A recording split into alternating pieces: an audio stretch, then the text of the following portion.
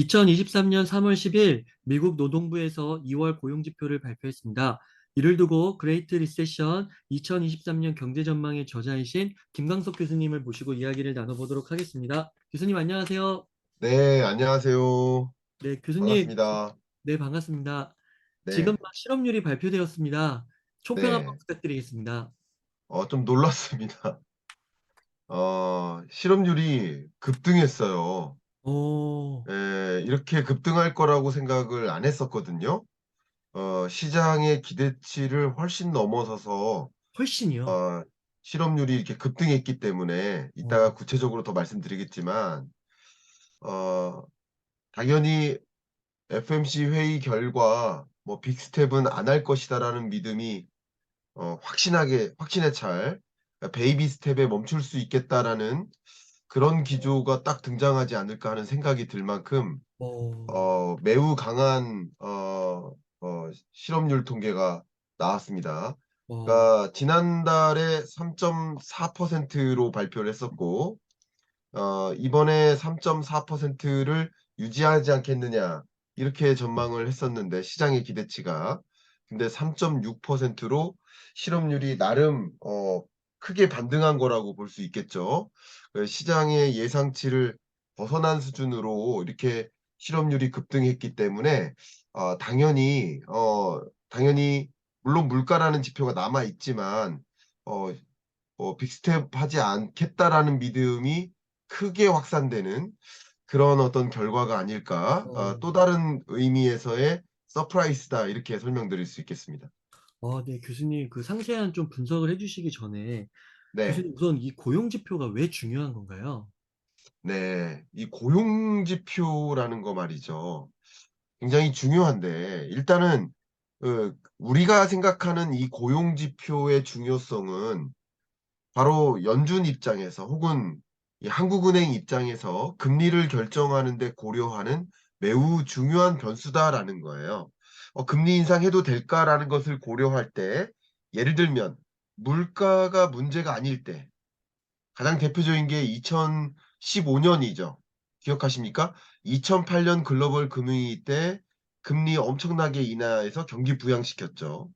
그리고 금리를 다시 인상하기 시작하는 시점이 2015년 12월부터예요. 네. 15년 12월, 16년 12월, 17년에 3번, 18년에 4번, 9번 연속이 아니죠. 9번에 걸쳐서 15, 16, 17, 18, 이 4개년에 걸쳐서 9번 금리 인상한 거예요. 근데 그게 다 베이비 스텝이었죠. 어, 그때는 물가 문제가 없었어요.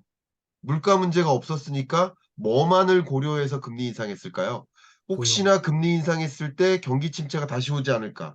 나름 경제가 선순환하는 것 같으니까 금리 인상하고 싶은 마음인데 정상화하고 싶은 마음인데 금리 인상했다가 다시 경제가 무너지는 거 아닐까 하면서 주되게 고려했던 변수가 뭘까요? 실업률이에요, 실업률. 어, 그게 바로 에반스 룰이라고 하죠. 에반스 룰. 그러니까 실업률이 완전 고용을 해치는 실업률을 급등시키는 대량의 실업자가 다시 발생해서 경제가 또 악순환하는 것을 막기 위한 그런 고려 대상이 고용 지표였던 거예요. 물론 지금 23년에는 22년부터 23년까지는 이 금리 인상이라는 것이 온전히 경기가 회복됐기 때문에 했다기보다는 고물가가 나타났기 때문에 전쟁이라는 이슈가 등장하면서 고물가라는 변수가 등장했기 때문에 오로지 물가 잡겠다고 다른 거 다 안 보고 잡겠다고 금리 인상했던 것인데 그러다가 너무 많은 걸 또 잃으면 안 되잖아요. 초과상관 다 태우면 안 되잖아요. 그래서 역시 고려하는 것이 고용지표다. 근데 제가 지난번까지 말씀드렸던 게 경기 안정적이고 또 금융 안정적이니까 오로지 세 번째, 물가 안정만을 위해서 달려가면 된다. 근데 경기 안정을 너무 해치면 안 되는데 그게 경기 안정을 확인할 수 있는 주된 잣대가 당연히 실업률과 관련된 네. 지표이기 때문에 고용 지표이기 때문에 고용이 안정적인지 경기 안 해치는지 이걸 보는 건데 고용 지표가 좀 부정적으로 나타난다라는 이런 사인은 어쩌면 '너무 강한 경기 침체로 전개되는 게 아닌가?'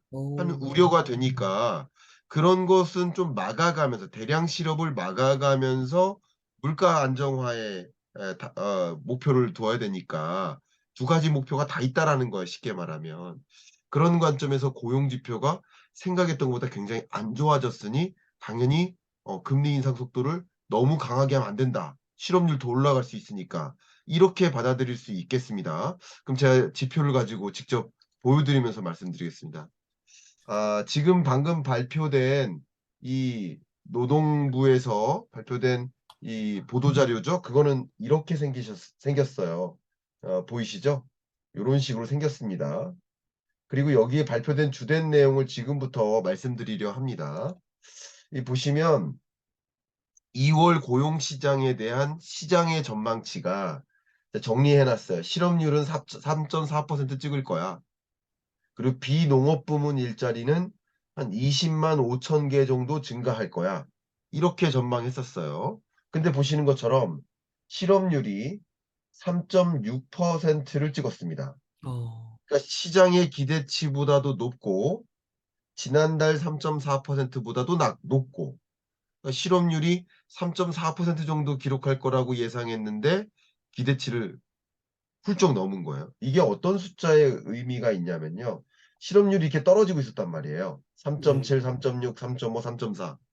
근데 시장의 기대치가 여기 보시는 것처럼 제가 좀 잘 보여드릴 방법이 여기 이렇게 있습니다.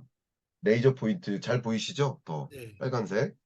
보시면 프리비어스와 비교해보세요. 시장은 3.6으로 기대했는데 3.5 기록하고 고용이 안정적인 거 낮을수록 좋은 거니까 또 3.5를 전망했는데 3.4가 기록된 거예요. 그러니까 시장의 기대치보다 훨씬 고용 시장이 탄탄했었던 거예요. 영어로 타이트했었던 거예요. 네. 근데 이번 시장의 기대치는 3.4였는데 방금 보여드렸던 것처럼 3.6을 기록한 거예요. 3.6. 그죠? 네. 그러니까 서프라이즈인 거예요. 두 번째 고용 지표가 여러 가지인데 또 봐야 될 고용 지표가 바로 비농업 부문의 일자리입니다. Non-farm payroll employment. 이게 얼마나 증가했나. 그러니까 농업 부문을 제외한 총 일자리를 볼 수 있겠습니다. 근데 일자리가 이번에 대략 31만 개 정도 증가했어요. 어, 근데 비농업 부문의 일자리가 20만 개 증가에 멈출 거야라고 생각했는데 일자리는 또 그거보다 10만 개 이상이나 크게 증가했어요. 어, 그러니까 일자리도 증가하니까 일자리는 증가하고 실업률은 또 같이 올랐으니까 참 어떻게 보면 시장이 받아들이기에 뭐에 더 주안점을 둬야 되나 그러니까 실업자도 증가하고 취업자도 증가하는 거예요. 이게 이럴 수 있습니다. 많은 분들이 좀 착각하시기를 고용률 더하기 실업률이 100이라고 생각하시는 분들이 계세요. 그건 아닙니다. 어, 왜냐하면 분모가 달라서 그래요. 제가 나중에 좀 기회가 되면 이 지표에 대한 이야기는 나중에 더 구체적으로 해드릴게요. 네, 어쨌든 그냥 믿고 가주세요. 네, 취업자도 늘었는데 실업자도 늘었어요. 원래 그럴 수가 있어요. 네, 네. 왜냐하면 분모가 달라서 그래요. 네. 분모가 비경제 활동 인구, 경제 활동 인구 중에 취업자냐, 아니면 경제 활동 인구 중에 취업자냐, 경제 활동 인구가 분모로 들어갈 수도 있고 생산 가능 인구 전체가 들어갈 수도 있어요. 그러니까 생산 가능 인구에는 비경제 활동 인구도 있거든요. 좀 너무 어려운 얘기니까 여기서는 차치하고 어쨌든 실업률은 기대치보다 상승하고 이거는 자 고용이 굉장히 나빠진 거예요. 근데 시장은 환호하겠죠. 이거는 되게 네. 이상한 일이죠. 네. 왜냐하면 여러분 이게 재밌는 게 이 물가라는 게 숙제가 아니고 금리라는 게 숙제가 아닐 때는 고용이 나빠지면 당연히 주가에는 부정적이에요. 그죠? 그리고 고용 여건이 좋아지면 당연히 주가에는 긍정적인 거예요. 근데 22년, 23년 경제의 숙제가 뭐예요? 물가이고 금리이기 때문에 물가와 금리라는 면에서는 고용이 안 좋다라는 것은 그러면 물가 잡히겠네? 그리고 금리 인상 안 해도 되겠네? 하면 어, 안 되겠네? 결국 이게 주가에 더 큰 기여도를 갖고 있기 때문에 지금 이런 시장의 모습하고는 다른 거예요. 여름과 겨울은 다르다 이거예요. 계절에 따라 다른 거예요. 제가 어, 철부지라는 표현을 했었죠. 네. 계절에 따라 다른 거예요. 시장을 읽는 독법 자체도. 와, 교과서가 잘못된 게 아닙니다. 교과서가 왜 잘못됩니까? 경제학 교과서가 왜 잘못됩니까? 교과서가 바뀌는 게 아니에요. 그때그때 다른 독법을 가져야 된다라는 것을 말씀드리는 겁니다. 그렇게 좀 여러분 해석해 주시면 좋겠고요. 그다음에 제가 강조하고 싶은 게 실업률 발표가 이렇게 안정적으로 떨어지다가 어쨌든 다시 실업률이 올라가니까 불안한 지표가 발표된 거예요. 이러기 때문에 또 중요한 겁니다. 왜 그러냐면 계속 제롬 파월 연준 의장이 뭐라고 했어요? 앞으로 발표되는 데이터에 따라서 금리 인상 폭이 결정될 것이다. 네. 근데 그 데이터가 그러니까 그럼 경기 침체를 예고하는 그런 지표가 나왔으니까 이 데이터는 금리 인상을 마음 놓고 할 수 없는 입장이다. 근데 또 애매한 것이 지금 방금 말씀드렸던 것처럼 애매한 것이 비농업 부문의 일자리가 굉장히 많이 증가했으니까 이건 좀 애매한 지표다. 그러니까 좀 애매한 결과다. 이렇게 해석하는 게 맞지 않을까. 그런데 가장 중요하게 고려하는 변수는 그래도 실업률이라고 볼 수 있어요. 조금 더 가중치를 둘 것은. 그러니까 어쨌든 이 금리 인상 폭이 빅스텝까지는 안 갈 수도 있다라는 생각을 더 강하게 가져갈지 않을까 이렇게 저는 예상을 해 봅니다. 그럼 몇 개 나머지 다른 고용 지표들도 보여 드리면서 네. 말씀을 드려 볼까 합니다. 네. 여러 가지 고용 지표들이 있거든요. 어, 제가 지금은 실업률과 일자리 증감, 취업자 증감을 설명드렸는데 최근에 그러니까 오늘은 그게 발표된 거예요. 근데 어제, 엊그저께 계속 고용과 관련된 지표들이 발표됐잖아요. 그런 것도 또 제가 설명을 좀 드려 볼까 합니다. 자, 그것을 이제 또 자료를 통해서 보여 드리도록 하겠습니다. 제가 이걸 먼저 보여 드리려고 하는데 엊그저께 그리고 또 그다음 날 상원 청문회 그리고 하원 청문회 이어서 했는데 그 청문회 기간 동안 했던 여러 가지 발언 중에 제가 가장 인상 깊게 느꼈던 그 표현 문구가 이 두 문장이에요. 인플레이션 파이팅을 하는데 그 인플레이션 파이팅이라는 그 길 여정이 어떻다? 범피할 수 있다. 탄탄하지 않을 수도 있다. 고르지 않을 수 있다. 왜냐하면 고용 지표나 혹은 물가 지표가 우리가 생각했던 방향으로 순탄하게 안정적으로 잡히지 않을 수도 있기 때문에 그래서 순탄하지 않을 수 있다라는 표현을 썼어요. 결국 데이터에 따라서 금리 인상을 강하게 할 수도 있고 안 할 수도 있다. 이런 표현이라고 볼 수 있겠습니다. 그다음에 이 표현이 매우 인상 깊었죠. There is little sign of disinflation. 디스인플레이션이라는 사인이 거의 없다. 희박하다. 음, 이런 뜻이죠. 그러니까 결국 뭐를 보겠다. 고용이나 디스인플레이션을 확인할 수 있는 물가 지표 이런 것들을 좀 확인하면서 의사결정하겠다라는 건데 지금부터 나머지 고용 지표도 한번 보겠습니다. 이게 왜 강조하냐면 재밌기 때문에 그래요. 제가 한번 말씀드리도록 하겠습니다. 이 재밌는 고용 지표 보여드리겠습니다. 먼저 엊그저께 ADP 민간 고용 증감, 그러니까 민간 고용 증감을 보여주는 지표가 발표됐는데 고용 증감이 보세요. 크게 늘었어요. 23년 1월보다 23년 2월에 24만 2천 명 가량으로 증감폭이 크게 늘었어요. 일자리가 많이 늘어나는구나. 이러면서 어떻게 했어요? 얼어붙었죠, 시장이. 빅스텝 확실히 할 거야. 이런 식으로 얼어붙었었던 거예요. 네. 그다음 또 그 고용 증감이라는 것이 종전에 전망했던 시장의 기대치를 훌쩍 넘어가면서까지 증가했기 때문에 또 시장에서는 빅스텝 맞을 거야 하면서 또 무너졌었던 거예요. 주가가 무너졌었던 거예요. 강달러 또 나왔던 거예요. 이해 가시죠? 그다음 채용 공고라는 지표가 있습니다. 그러니까 미국은 이렇게 통계가 굉장히 선진화돼 가지고 다양한 통계가 발표되기 때문에 다 주목할 만한 지표인데 잡 오프닝이라는 문구의 표현이에요. 우리나라식으로 표현하면 채용 공고인데 채용 공고는 23년 1월 달 들어서 줄었어요. 오, 그러니까 이것도 이때는 또 한 번 시장은 웃죠. 공고가 주네. 고용이 탄탄하지 않네. 뭐 이런 것들이죠. 이 웃고 울고가 계속 반복되는 거예요. 고용이 탄탄하지 않고 탄탄한 탄탄한 결과라고 또 발표되니까 시장이 울다가 탄탄하지 않네라고 하니까 또 웃어요. 이게 네. 계속 발표될 때마다. 근데 이게 웃고 울고 하는 이런 모습이 결국 주가에 반영돼요. 환율에 반영돼요. 그렇기 때문에 여러분 시장을 읽어 나갈 때 도움이 되는 거죠. 그다음 실업수당 청구 건수 이거 굉장히 중요한 지표 중에 하나예요. 이거는 보시는 것처럼 주 단위로 발표돼요. 그래서 네. 실업수당 청구 건수가 급격히 늘었죠. 어. 어제 발표한 거예요. 우리 어제 만나고 있을 때. 그때 우리 전 인구가 뭐라고 했어요? 실업수당 청구 건수 급격히 늘었다고. 그럼 어. 이게 사실은 실업률을 보여주는 선행지표격이거든요. 어. 이건 주 단위로 발표되니까. 실업률 지표는 월 단위로 발표되고.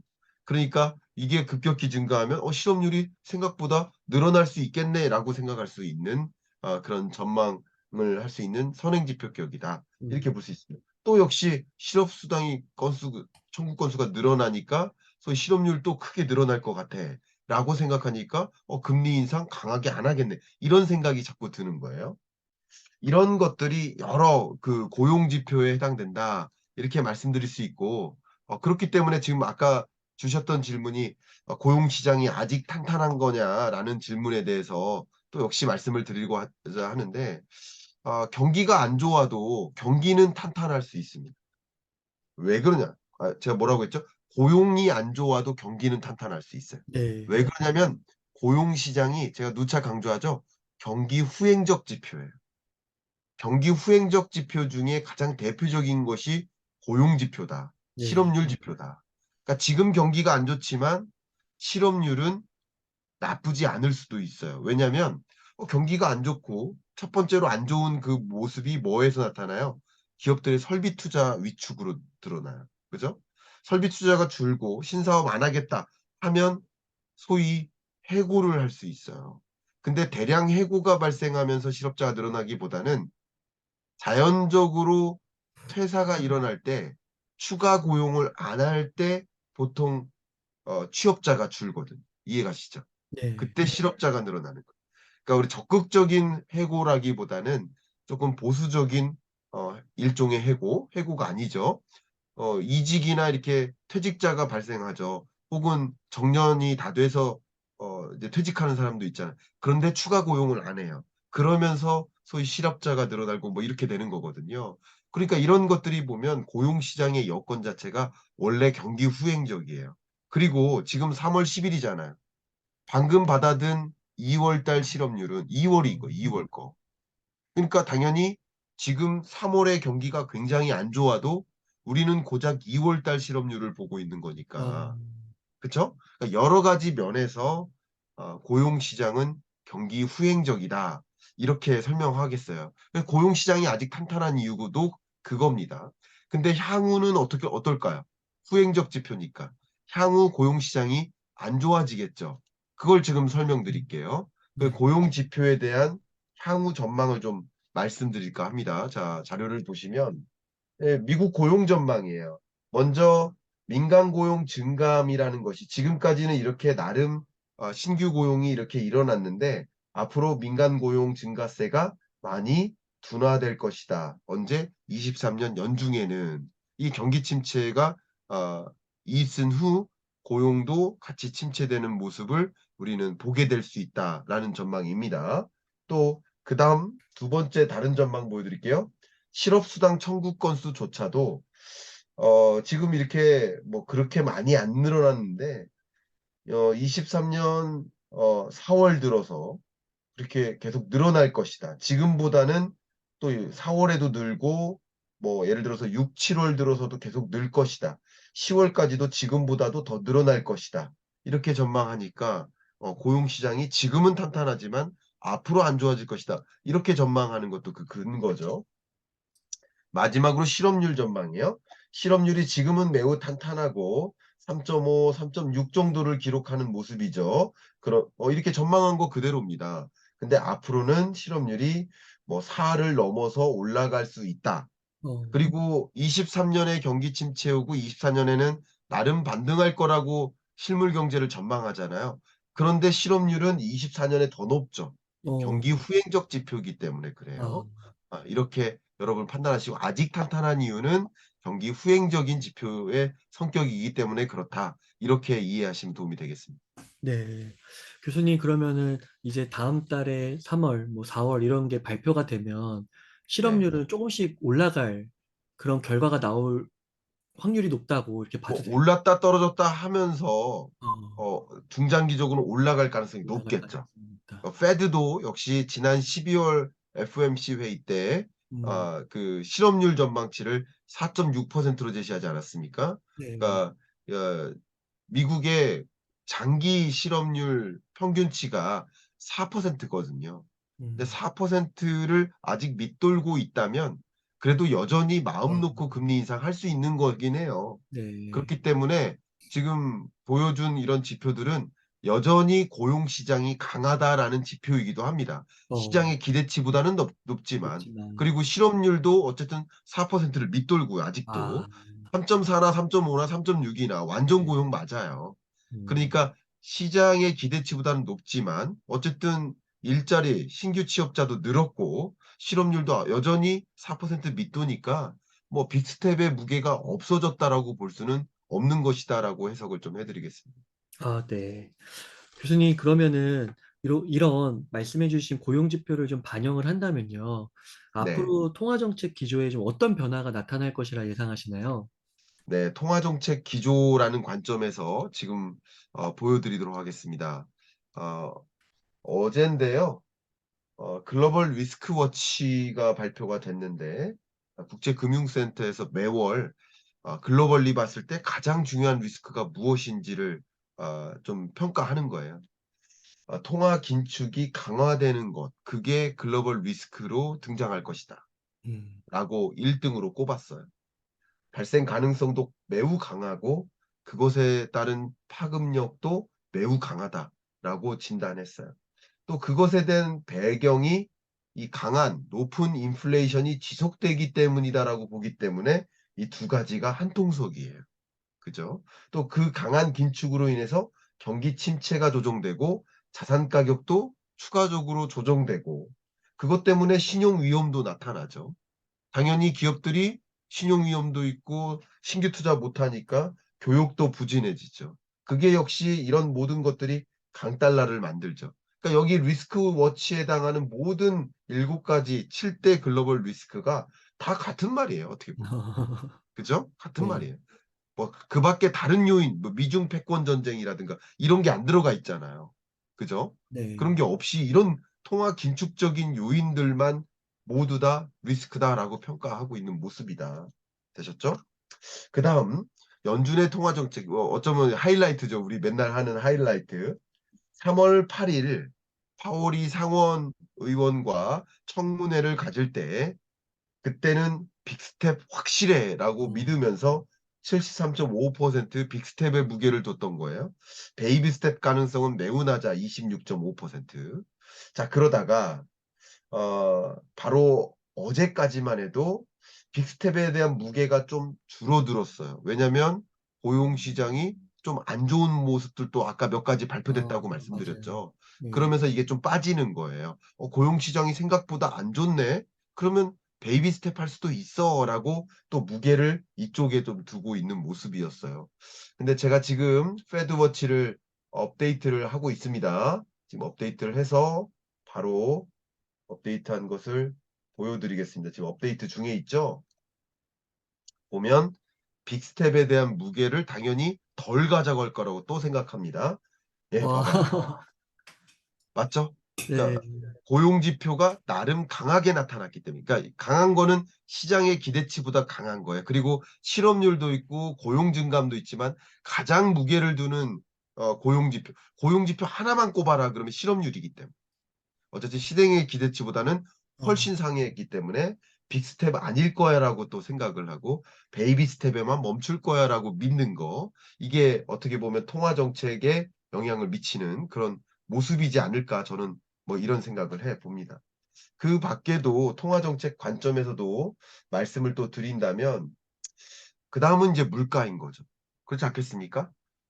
당연히 다음 주 이제 14일 날 발표될 어 CPI 발표 여기에 기초가 지목되는 거. 왜냐면 20일 FOMC 회의 직전에 남은 마지막 지표가 이제 물가니까 끝판왕이죠, 끝판왕.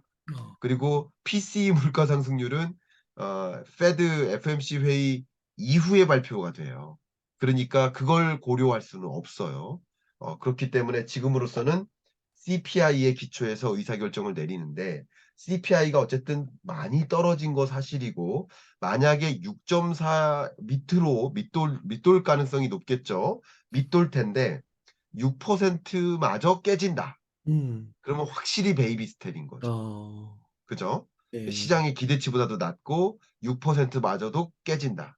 근데 만약에 6.4를 넘어서 뭐 6.5를 기록한다. 그러면 빅스텝입니다.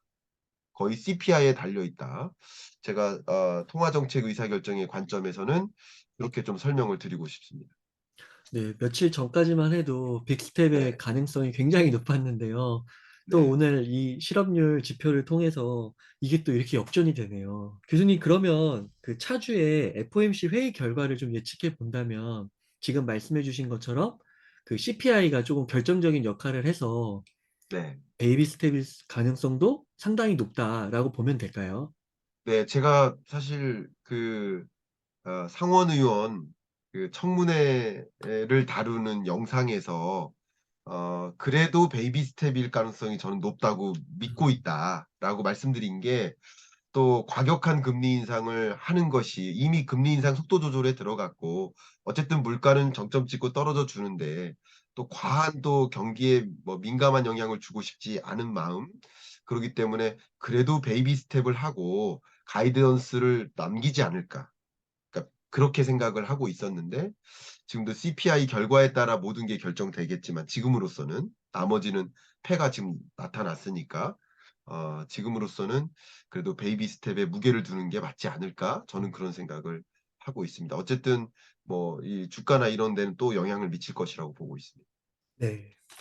교수님, 한국은행도 이 연준의 3월 FOMC 회의 결과를 주의 깊게 볼 것 같은데요. 향후 네. 한은의 행보는 어떻게 예상하시나요? 네, 그 부분 지금부터 말씀드리겠습니다. 일단 기본적으로 우리나라의 기준금리가 현재 3.5%고요.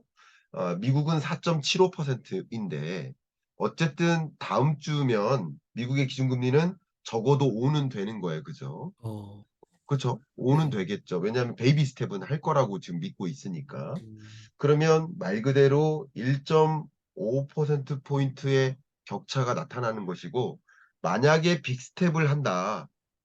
그러면 말 그대로 1.75% 포인트의 격차가, 한미 간 기준금리 격차가 벌어지니까, 그러면 당연히 한국은행 입장에서는 이것은 역사 이래 가장 높은 격차라고 볼 수 있어요. 그렇기 때문에 이 격차는 좀 줄여야 되겠다라는 판단을 뺄 수가 없습니다. 또 왜 그러냐 하면 제가 계속 말씀드리는 이 환율 때문에 그래요. 환율이 다시 올라갔죠. 너무나 높은 환율이에요. 1320원대 환율은 굉장히 높은 거고요. 강달러기 때문에 이게 또 우리 경제에 역풍을 주고, 또 강달러가 유지되면 제가 계속 말씀드린 것처럼 물가 잡기가 또 힘들어진다고 말씀드렸지만, 더 중요하게 고려하는 것은 무역 수지 적자 기조예요. 제가 어, 계속 강조하고 있죠. 무역 수지가 지금 1년 연속 적자고 22년 2월 달 흑자 반짝 찍었을 뿐이지 사실은 그것까지 합하면 굉장히 오랜 기간의 적자다. 이 말씀은 이미 한번 강조해서 설명드렸었죠.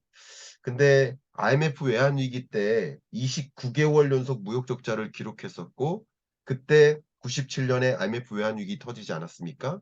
그러니까 무역 적자는 경제에 굉장히 안 좋아요. 펀더멘털이 안 좋아요. 특히 우리나라는 대외 의존도가 높은 나라이기 때문에 대외적으로 봤을 때 한국에 대한 평가가 좋지 못해요.